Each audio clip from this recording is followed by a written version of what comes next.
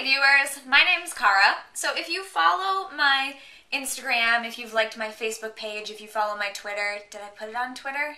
I think I skipped Twitter. Anyway, generally if you're following me on at least Instagram and my Facebook page, you will have already heard that I'm offering some special readings for the month of October from Friday the 13th, which was when I posted the video, to the end of this month, October 31st. And there are two new spreads that I have never offered before that I am offering this month, and also discounts on some of my most popular spreads. So check that out. I'll put a link to my readings page in the description of this video. But also in that, it was kind of revealed that I have a new deck that I'm working with, special, just in time for this month, and it is the Halloween Tarot, which I know a lot of you have, a lot of you have seen, and actually I believe the way that I found Katie Flowers' channel was by looking up reviews that people had done of the Halloween Tarot. And I know that Rich, my buddy from PaganPerspective, Christo Witch 2005, is planning on reviewing this deck on his Tarot Talk series this month as well. So keep an eye out for that, because my video should be out before his. I think he's doing his at the end of the month. So I just wanted to show you some of the cards. Not going to do like a real walkthrough because this has been shuffled. I was doing readings with it yesterday for myself and for my partner. So those are the first readings that I've done. I always like to start by reading a little bit for myself before I start reading with a new deck for other people. And in this case, I have started the practice of using the deck interview spread that Katie Flowers put on her channel, and I've been meaning to do it for a long time, just finally got around to doing it, and this is my newest deck. So that was the first reading that I did with this deck, and I also did it with my second newest deck, which is the Vertigo Tarot, the one you may have heard me mention, and I use it for my year card numerology readings, and I've posted pictures of it on Instagram before. It was created by Neil Gaiman with Dave McKeon and Rachel Pollack, and it's based on characters from the Vertigo comics from the DC universe. So, and then around that time that I got that deck officially, I was borrowing it from a friend, and then it became mine. I read the entire Sandman series because a lot of those characters are involved in it. That's my second newest deck, but I had been reading with it for a while, and especially doing my numerology readings with it. So it's not as much reading it as it is using the cards for interpretation of the numerology. But I did the deck interview for that deck and this deck so far, and I'm going to go back and do that with all of my old decks as well, because it's teaching me a lot. So thank you, Katie. I thanked her on Instagram. But another shout out to Katie. If you don't watch her videos and you're interested in tarot stuff, I recommend her channel in addition to other ones that you may already watch. So anyway, one of my favorite cards happens to be the one on the bottom here. It's Temperance, because the card for Temperance is a little witch. This is the witchy, and she's mixing potions. This is a very traditional deck, but with super like fun, different artwork, obviously. But you can see that it's still pouring liquid from one vessel into another, such as the traditional Temperance card. Here we have the Wheel of Fortune. In this deck is someone on a circus wheel, having knives, daggers, things like that thrown at them. I hope you can see this. I'm not sure because I don't have a viewer, so I can't see what you're seeing. And then the suits are Halloween-ized as well. Let me just get a couple examples here for you. Here's the World. This is the picture that's on the box for the deck. And this is the Fool. The Fool is a clown. And the Death card is awesome. Death is a skeleton who's watering some flowers. So really getting at that whole end of one cycle, beginning of a new cycle thing, that it's just part of the journey, part of the process. So swords in this deck are bats, and since swords are the element of air, it makes sense that they would be bats, and it has to do with intellect, mental clarity, things like that. Wands are imps because they're fire, so these are a fire elemental symbol. I'm trying to find some other good ones here for you. Okay, so here's bats again. The Chariot is a hearse. We have, I'm trying to find a good one that's ghosts. Alright, so cups in this deck are ghosts. And this makes total sense to me. I'll get to this in a minute. My reasonings for why I think that makes sense. because I've heard a lot of people say that it doesn't make sense to them and they don't agree with it.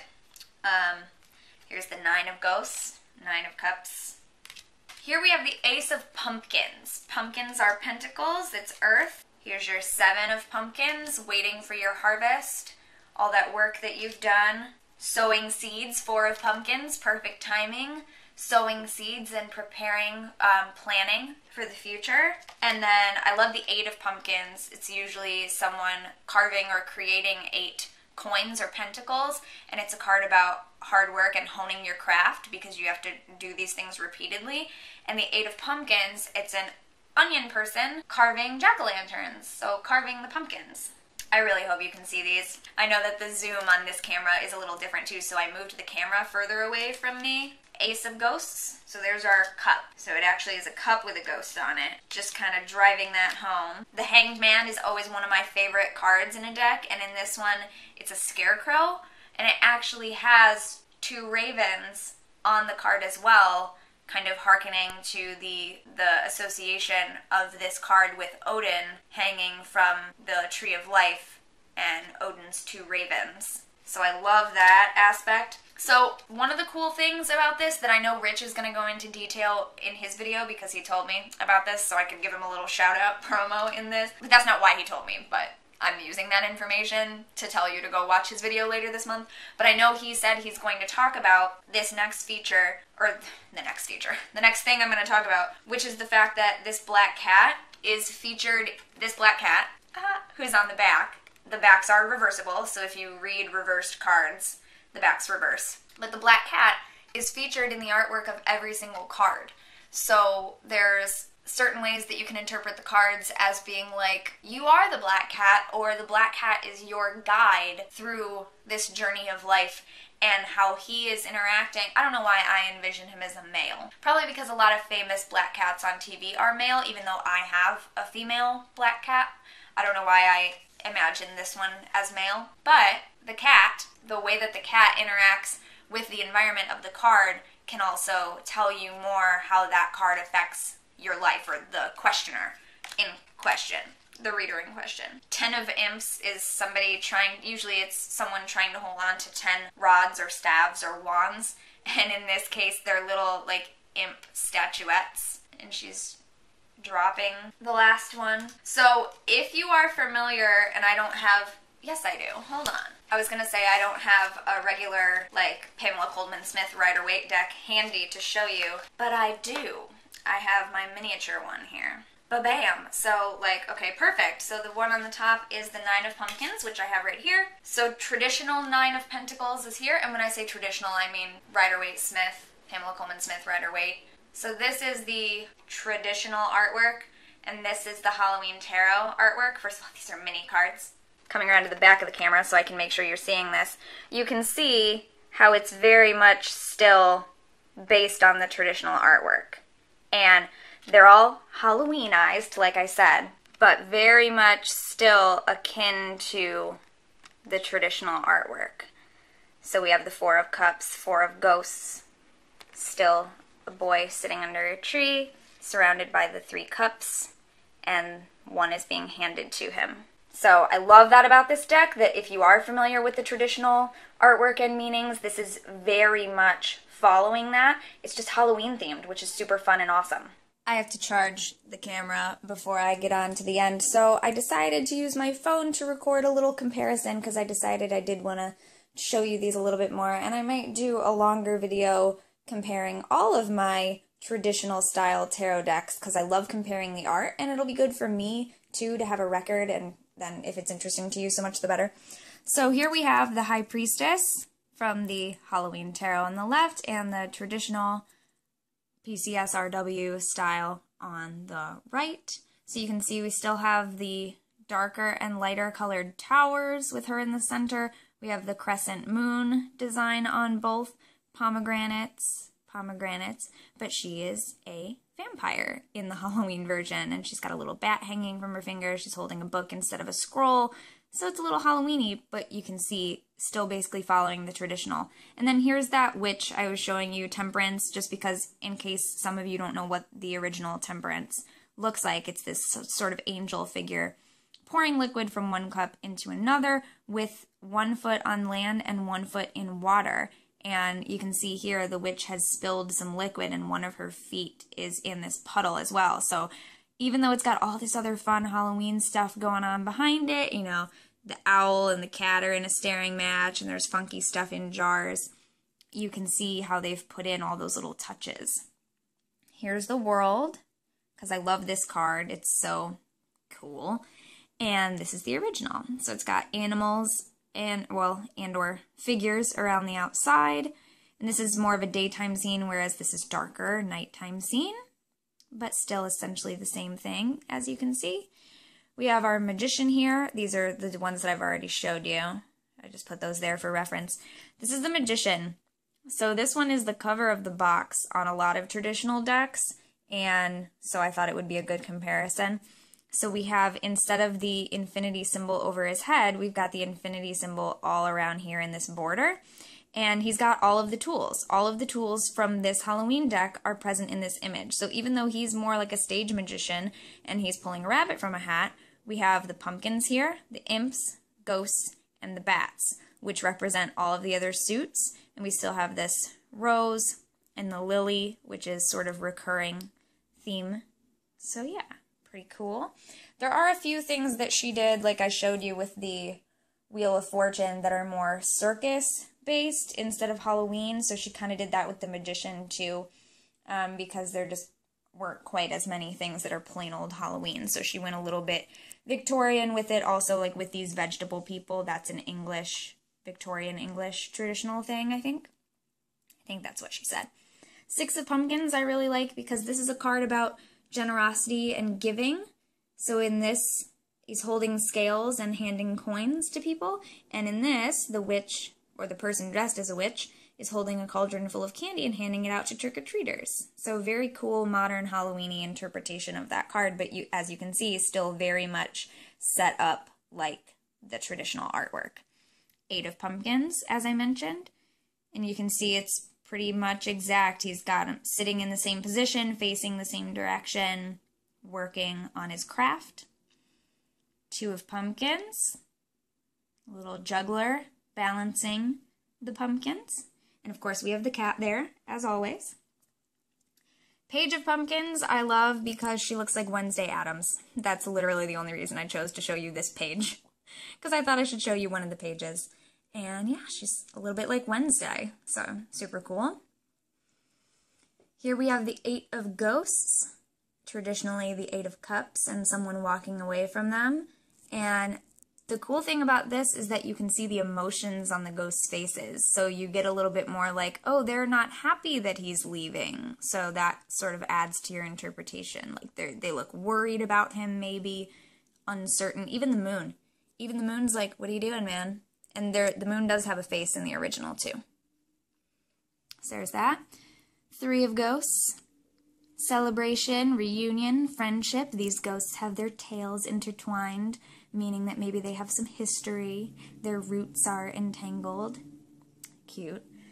I love the 8 of Bats because I love the 8 of Swords. I actually have a whole vlog on my channel where I drew the 8 of Swords one day, and then it ended up being a perfect lesson for the day. So I have a little bit more of a connection to this card now than I did before. So I love this interpretation of it, where instead of swords around her, making her feel trapped and unsafe if she were to move, the bats are wrapping her up like a mummy. Pretty cool Halloween-y interpretation, I thought. Super famous card, of course, the 3 of Swords, piercing the heart. In this case, they're bats, so we have 3 bats piercing it either with their claws, or this one down here is biting it. And the cat is not happy about it at all. And there's still thunder and rain. And then we have 4 of Imps. I just wanted to show you a few of each suit, if possible. I am the least connected to the suit of Wands for some reason. It gives me the most trouble. So, and the imps too, I'm the least connected to the imps as a thing. Not just because they're wands, but the fact that I'm least connected to imps out of imps, ghosts, bats, and pumpkins. And I'm also the least connected to wands. Like, this suit is just troublesome for me at this time. But you can see this very traditional, and it's celebratory. They're dancing, they're celebrating. The moon is happier in this one. And then here I have an example of one that takes a little bit of artistic liberty to make it make sense for the Halloween artwork. So the Seven of Wands, this card is usually about getting yourself to higher ground. You're in a place where you're defending yourself and you're holding your own. So when I look at this card by itself, I can never remember what the heck this card is supposed to be about. I'm like, okay, he's leading a group of people. There's a kid in a costume dressed as an imp hanging out with all the other imps, but like, what's he doing there, you know? But then looking at it next to the traditional, I remember that it's supposed to be about getting yourself to higher ground, and that makes sense to why he's pointing them up to this protected place on this hill, or he's taking them somewhere where they will be more able to see the situation around them. So the artwork really helps me. So here's just some examples. Okay, the camera has charged now. So the last thing I wanted to talk about in this video, the main thing I really wanted to talk about, was that when I started watching reviews, and, well, not so much actually watching reviews, but reading reviews of the Halloween Tarot on Amazon and on other places online, I saw a lot of people saying that they disagree with the way that the creators of this deck chose which Halloween-y elements would represent the different suits. So what they ended up with was pumpkins are pentacles or coins, that's earth. Ghosts are cups, which is water. Bats are swords, air. And imps are fire or wands. So I switched on that last one. That's okay. I was trying to be consistent, but we can't all do it every time. So that's what was ended up with. And what I've heard was people saying things like, ghosts should be air because they're like phantasmic, you know, they're spirits, they're in the ether, and that's closest to air. They should be air because they're made of air and they move throughout the air. And that the pumpkins should be water because, and if I had thought to grab this sooner, I showed you the ace. Oh, it's right here, yay. The Ace of Pumpkins, for example, even shows that the pumpkins can be used to hold things. So they argue that they should be cups because they are frequently used as holders for other things. So they're cups, they're vessels. So these are some of the arguments that I've heard. And I just wanted to talk for a minute about the fact that I think these suits in these orientations that Kipling West has chosen, Kipling West and I forget who the other person is, but the deck was mostly created by Kipling West. The things that she chose make sense to me, and here's why. So, firstly, let's talk about the pumpkins, alright? So, pumpkins are earth because the earthy cards, the Pentacles cards, have a lot to do with, you know, growing things and planting and harvesting and reaping what you sow. So it's perfect, and they're also big and round, so they're circular, they're like discs or coins or the pentacles, and you can carve things in them. I don't think any of them are actually carved into pentacles, but you know, it's things that you can work on, things that you can create, and also, yeah, they do carry things, but I think that's what's interesting about that is that all of the elements work together, right? That's the whole point, is that all of them are in existence in earth. And the pumpkins are representing the element of earth.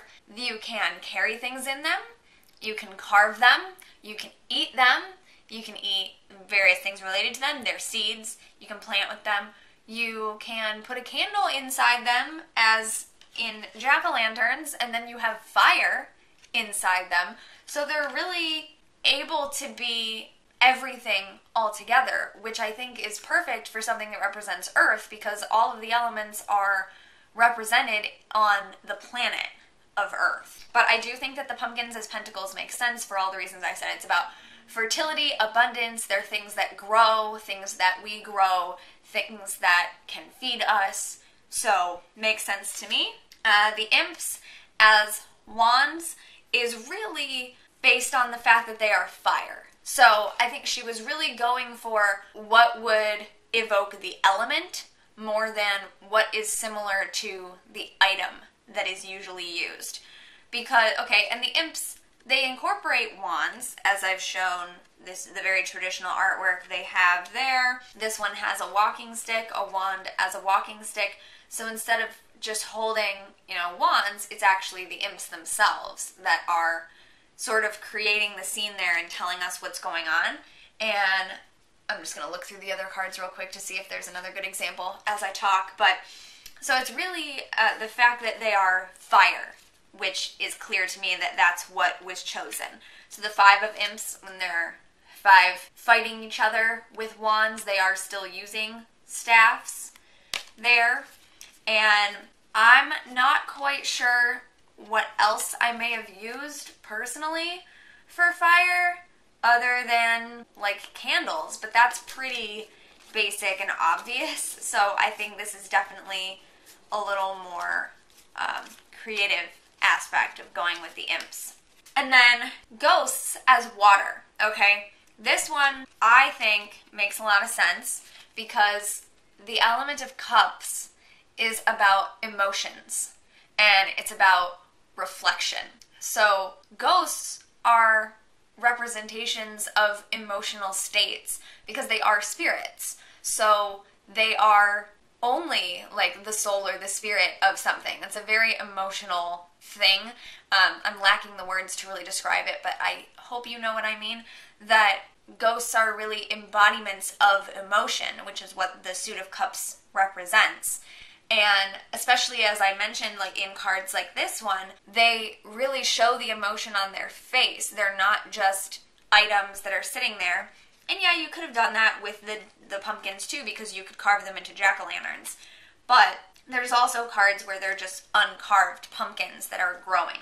Whereas with the ghosts, they always have faces the whole time. So they're always showing you their emotion and how they feel about the situation in the card.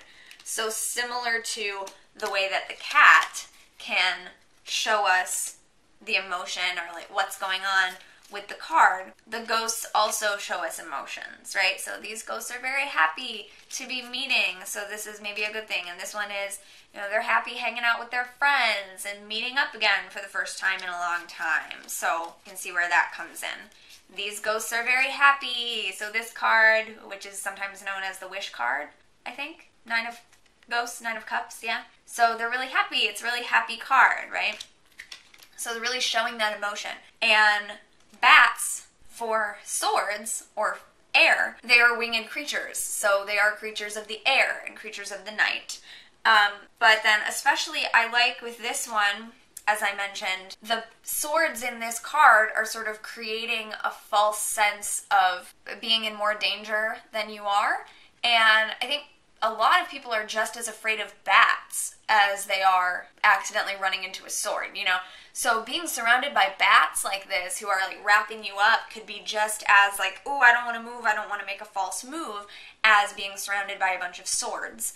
And personally, I love bats, but I know culture in general, people in general, a lot of people don't like bats. I actually have friends who work for a bat rescue. I follow their Instagram and I see cute little pictures and videos of bats all the time, and they're just precious. But I'm going with the overall feeling, even though I like bats, being swarmed by them like this out of nowhere and being blindfolded and not knowing what's going on, that would still be pretty scary, even if you like them. And then in this card, as I showed, they can also be used for the traditional piercing. So they have claws, they have teeth, they have the ability to actually pierce the way that the swords do in the original. So it makes sense to me, but I do think that it was mostly the fact that they are flying creatures, that they are swords because swords represent air in the tarot. And that actually helps me even more. Here's the 10 of bats. That actually helps me even more because as a practitioner of magic, I originally associated in my practice, I associated blades or swords with fire and wands with air for different reasons, but I knew that it was different in the tarot, and so I just kind of held both of those versions of reality as I was going about my practice. And that actually helps for this deck that, obviously bats are air because they're flying creatures, and obviously the imps are fire. So it helps keep those associations a little bit clearer. 5 of bats, they're kind of like overlooking this kid stealing candy, keeping an eye out on things. 6 of bats. So in some of them, in keeping with the very traditional artwork, it ends up with the bats just kind of hanging out, not really being part of what's going on. And they don't have as much expression on their faces because they're just eyes, but they're super cute. Like this one I think really reads well. Okay, 9 of bats. A lot of bats swarming her. Well, 9. 9 bats, exactly. Swarming her as she comes out of her nightmare. I think that really gives a good sense of the traditional meaning. I love this one with the Queen of Bats. She still has a sword in her hand, hearkening back to that traditional suit, but just has one hand outstretched to this bat, like, as her ally. So I really love that. Yeah, so that's it really. I just wanted to say that it makes a lot of sense to me that the suits are what they are in this deck, and I think that the reasonings that I've seen people give for why they don't agree with it and saying like, oh, ghosts should be air and pumpkins should be vessels, so they should be water and whatever, I think that's coming from a very literal interpretation of what the symbols are, like what they are as physical items. Ghosts are made of air, pumpkins can hold things, but we have to go beyond literally what the thing is and what we're trying to represent here. So cups are representing emotions. Ghosts make sense for that.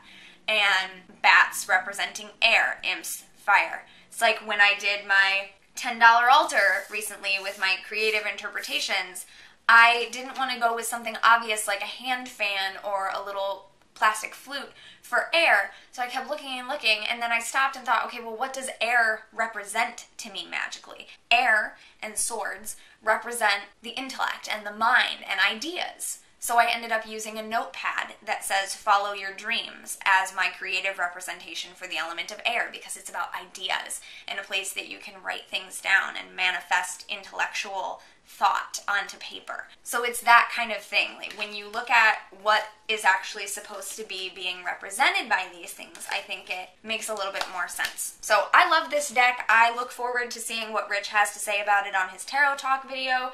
And I know I've already looked up other people's reviews of it, and I might like to still do a video comparing all of the traditional tarot style decks that I have, comparing their artwork, because that's just something that I love to do within my practice, helps me a lot in studying, and I just think it's really interesting and fun.